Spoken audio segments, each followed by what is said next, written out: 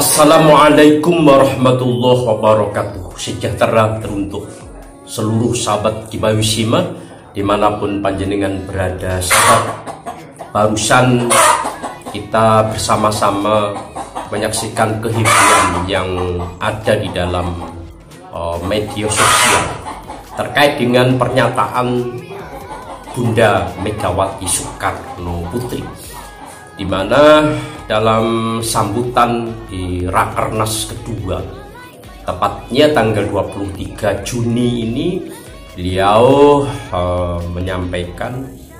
memberikan wasiat atau wejangan kepada seluruh kader yang ada di sana. Dan di sela-sela sambutan beliau ada kata yang sempat ditangkap oleh wartawan, ditangkap oleh para penggiat sosial, media sosial maksudnya. Karena jangan sampai menantu dari Bu Megawati ini kayak tukang bakso ya. Apa makna dibalik yang disampaikan oleh beliau ini?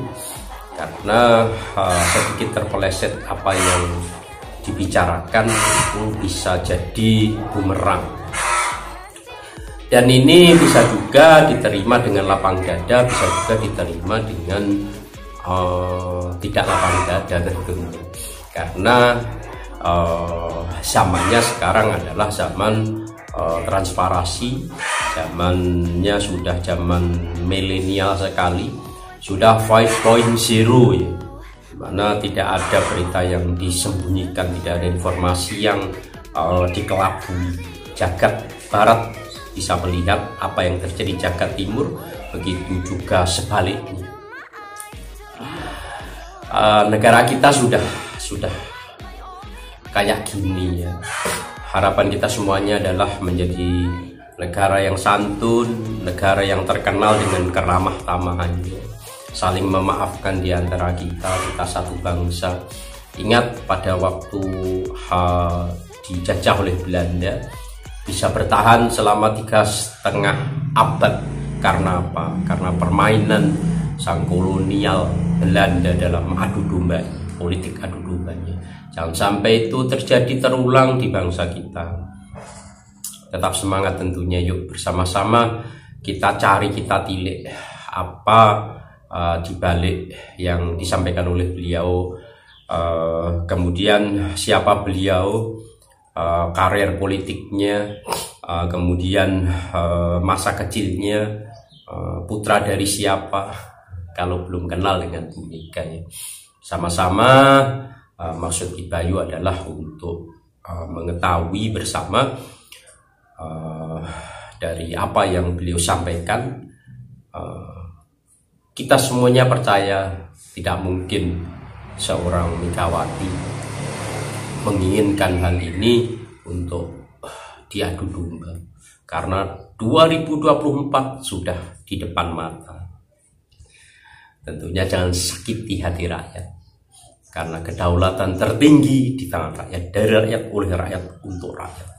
Siapapun, kalau kita tidak mendekat dengan rakyat, apa yang kita harapkan? Tetap semangat tentunya bersama kita semua. Merdeka, merdeka, merdeka.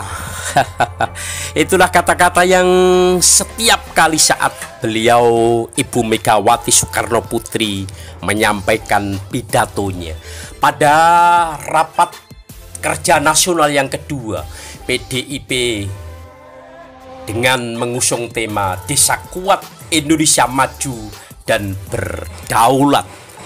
Luar biasa sekali dihadiri 3 pilar dari PDI Perjuangan, termasuk hadir pula Bapak Presiden Joko Widodo, karena beliau adalah salah satu di antara kader PDI Perjuangan.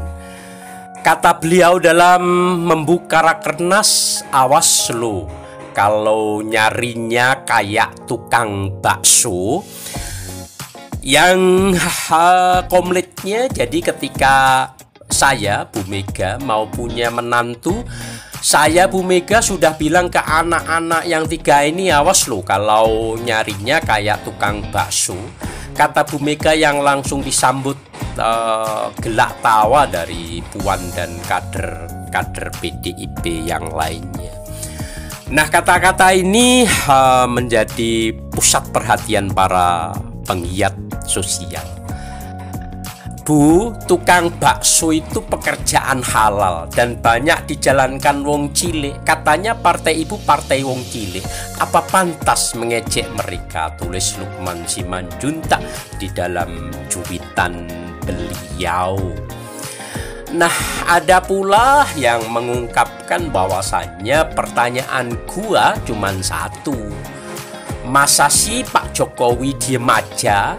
Tukang bakso direndahin sama Papua yang didiskriminasi, kok bisa Pak? Begitu ungkap dari netizen yang lainnya. Bu Megawati Soekarno Putri adalah putra seorang Presiden Republik Indonesia yang pertama dengan Ibunda Fatmawati. Luar biasa sekali, Bu Mega ini hidup dalam lingkup yang serba ada, tidak pernah merasakan bagaimana kehidupan yang di sana, sehingga beliau mungkin ya belum pernah merasakan kayak apa sulitnya di kehidupan bawah. Nah, pada waktu Pak Soekarno ini diasingkan ke Pulau Bangka, Bunda Fatmawati ini melahirkan seorang bayi yang diberi nama Megawati Soekarno Putri, tepatnya pada tanggal 23 Januari 1947, 2 hari setelah Indonesia merdeka. Kebahagiaan yang luar biasa sekali keluarga Bapak Soekarno dengan kehadiran seorang putri cantik, Megawati Soekarno Putri, besar di lingkup istana. Serba ada, serba cukup. Kelak beliau dengan nama besar beliau yakni Profesor Dr. Hajah Dian Permata Megawati Setiawati Soekarno Putri, Presiden kelima Republik Indonesia, setelah sebelumnya mewakili Bapak Abdurrahman Wahid.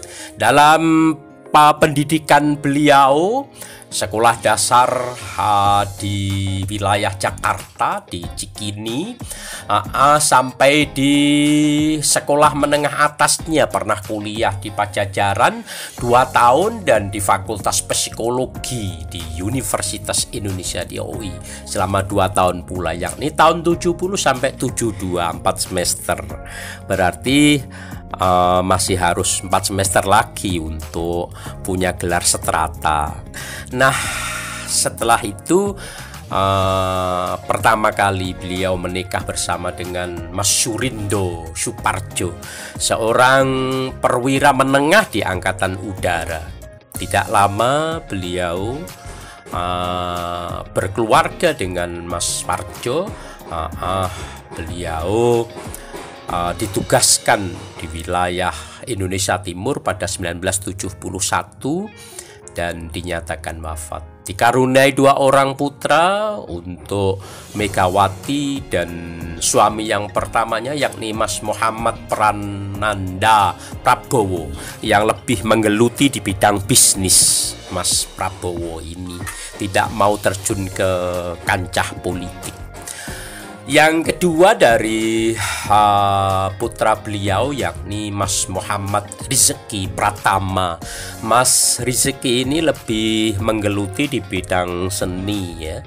Beliau termasuk salah satu musisi di sebuah klub band yang tentunya menjadi dunia beliau.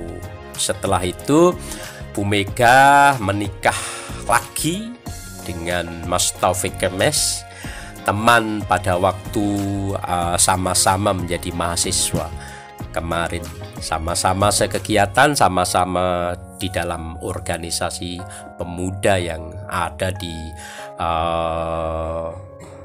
perguruan tersebut. Dikaruniai dengan Mas Taufik Kemes, seorang putri yang cantik yang sekarang menjadi salah satu pimpinan di DPR, Mbak Puan Maharani. Karier politik beliau, Bu Mega, ini diawali 1986 ya, sehingga 1987 beliau masuk di dalam jajaran pengurus cabang yang ada di Jakarta sana, yakni di Partai Demokrasi Indonesia. Di sana Bu Mega dari PDI ini, Bu Mega bisa diantarkan ke parlemen. Beliau duduk di kursi DPR RI. Nah, sahabat Kibayusima, berdasarkan riset yang dilakukan oleh Mas Mustafa yang bukunya berjudul Kepemimpinan Karismatik, dalam studi beliau, Megawati Soekarno Putri ini terah Soekarno yang mengingkari nota kesepakatan bersama, di mana tidak boleh terjun ke partai politik praktis, namun tetap Bu Mega ini masuk di politik praktis dan all out ya, di mana beliau bisa menduduki ketua pada saat itu. Mesti banyak rintangan. Wakil ketua di cabang Jakarta 8693, ketua umum 9396, meski tidak disahkan pada masa Orde Baru. Ketua umum Partai Demokrasi berikutnya, angkatan berikutnya anggota Dewan 8797, wakil presiden 2001 sampai 2001 mewakili Gus Dur ya, kemudian menjadi presiden dan selanjutnya kembali menjadi pimpinan umum partai PDIP. Terima kasih.